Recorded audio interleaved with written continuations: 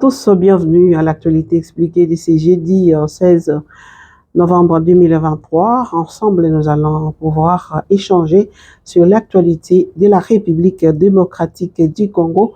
Bienvenue aux nouveaux abonnés dans la grande famille de la Sœur Aimée Moussenga TV. Et vous qui êtes fidèles, merci de votre fidélité. Sans plus tarder, je passe aux informations. La CENI confirme le lancement officiel de la campagne électorale pour ce 19 novembre 2023. Les gouverneurs de province ont participé à la 10e conférence des gouverneurs ici à Kinshasa et à la fin de cette session, ils en ont profité pour adresser un mémorandum dans lequel ils réclament les 6 mois d'arriérés des salaires.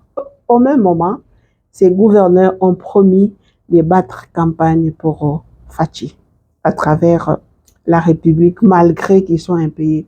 Ils ne sont pas seuls. Hein. Il y a aussi les députés provinciaux. Ça fait 6 mois, comme les gouverneurs qui ne sont pas payés. Les gouverneurs savent comment s'y prendre en charge, hein, mais les députés provinciaux, bientôt la campagne commence. Ils vont faire comment? Donc ça les regarde, ils se connaissent. Donc l'affaire Salomon Kalonda, la Cour constitutionnelle n'a pas pu donner suite à ce que les avocats avaient demandé, si on peut renvoyer à 3 mois les procès, le temps qu'ils puissent se faire soigner. Alors la Cour n'a pas rendu son arrêt, alors que la Cour militaire, hein, on attendait ça hier, le 15 novembre, et ils ne se sont pas prononcés. Nous ne savons pas ça sera comment. Ils disent que c'est suite à un juge militaire qui est décédé, je ne sais pas. Mais ça pouvait. Mais la continuité de l'État, c'est quoi? L'affaire continue. S'il y a une personne qui s'absente, l'affaire devait continuer. Bon, nous attendons, nous regardons. Alors, dans un communiqué rendu public hier, alors la compagnie Congo Airways, elle a annoncé la reprise effective de ses activités. Vous savez que Congo Airways était cloué au sol et que l'État devait financer. Il avait donné jusque-là seulement 10 millions de dollars pour commencer, ce qui était insuffisant avec le personnel, tout ça.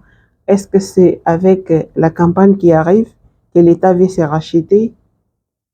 Ce qui compte pour nous, nous voulons que les gens trouvent un moyen pour se déplacer. Le Japon fait un don de 4757 tonnes de riz pour assurer la sécurité alimentaire à la population congolaise. Vraiment, ici au Congo, nous avons des hectares, alors que le Japon nous fait don de riz. Allez-y comprendre. Les gens préfèrent rester au hémicycle, pas aller faire les champs, parce qu'ils auront 21 000 dollars. Alors, pour boucler les cadres de concertation avec les parties prenantes, alors la CENI a confirmé que les élections seront vraiment libres et crédibles. C'est ce qu'il fait. Il dit, est-ce que c'est vrai? Sera ainsi. Nous attendons voir. Une autre nouvelle, triste nouvelle, que ça a commencé encore avec les Mobondo à Maluku, non loin ici de Kinshasa, et il y a eu là 9 morts. Et là, on a dit que c'est dans les villages de Mbakana.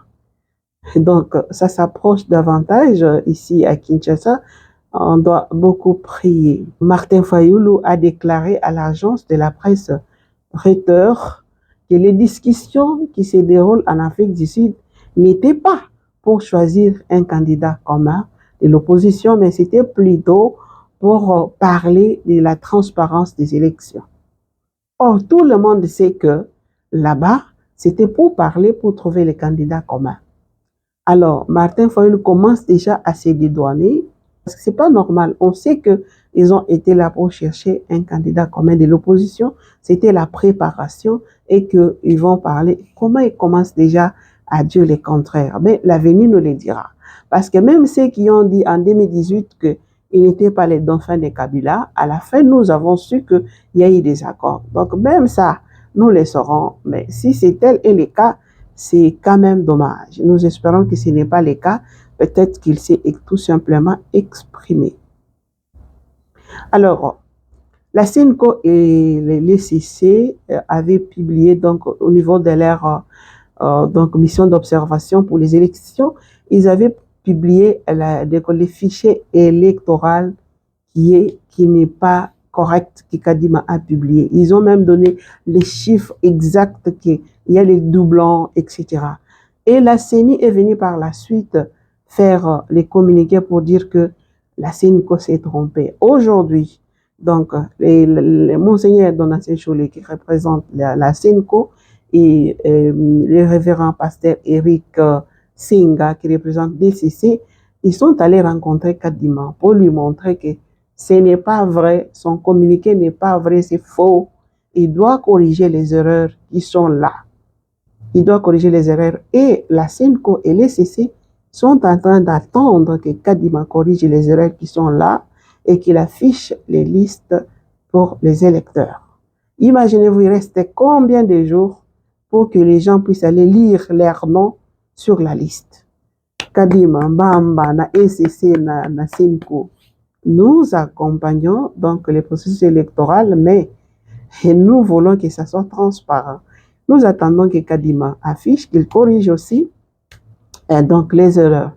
S'il ne les corrige pas encore, je viendrai ici vous dire que Kadima n'a pas corrigé. Donc voilà, c'est l'actualité que je pouvais vous donner de ces jours. La situation de Malemba Nkulu, ça a été maîtrisé. Donc, on a appelé de part et d'autre un peu d'accalmie. On a parlé plus des gens qu'on a tués à Malemba Nkulu. Mais les gens qu'on a tués au Kasaï, on n'a pas dit.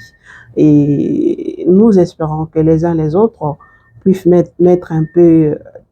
mettre l'eau dans le vin pour qu'on puisse privilégier les vivre ensemble. C'est ce que même a dit Monseigneur Fulgence Muteba Lubumbashi, qui vient de faire un communiqué en appelant les uns les autres au calme. Monseigneur Gaston Revezi de Kibushi-Sakania s'est prononcé aussi dans ce sens-là, surtout à Sakania, là où les gens, les lignes des pèses font du désordre. Et puis, les candidats présidents, beaucoup se sont prononcés, Moïse Katumbi, Mukwege Fayulu et les autres, même les présidents de la République se sont prononcés. N'alimentons pas vraiment ces conflits, ça ne sert à rien. Et ce qui va perdre, c'est le petit peuple. Voilà, merci de nous avoir suivis. On se retrouve demain avec un autre numéro de l'actualité expliquée. Abonnez-vous, envoyez la vidéo à d'autres pour qu'ils s'abonnent pour être informés à temps réel.